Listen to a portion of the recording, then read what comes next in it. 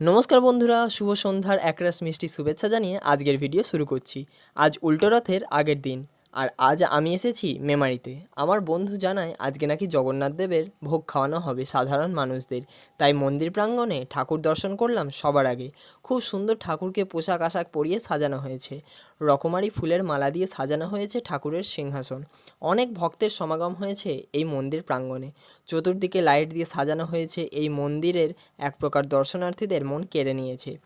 ভোগ খাওয়ানো হচ্ছে জনসাধারণকে। অনেক সাধারণ মানুষ সবাই এসেছে ঠাকুরের ভোগ খেতে। আমার মনে হয় আমি লাকি মানুষ, তাই জগন্নাথ দেবের এই ভোগ উল্টো রথের আগের দিন খাবার সুযোগ পেয়েছি। মেনুতে ছিল খিচুড়ি আর আলুর দম।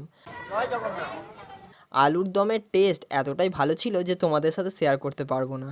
খিচুড়ির কথা আর নাই বা বললাম, যেন অমৃত খাচ্ছি। ঠাকুর দর্শন করে খিচুড়ি খেয়ে বন্ধুদের সাথে রাস্তা ক্রস করে বাড়ির দিকে রওনা হলাম, কারণ বাড়ি ফেরার টাইম হয়ে গেছে।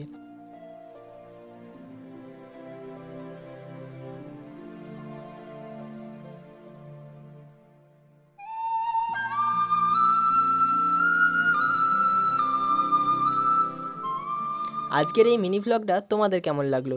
যদি ভালো লেগে থাকে তো অবশ্যই ভিডিওটাকে লাইক শেয়ার কমেন্ট করে পাশে থেকো, যাতে এইরকম ভিডিও তোমাদের সাথে প্রতিনিয়ত ছেড়ে থাকতে পারি।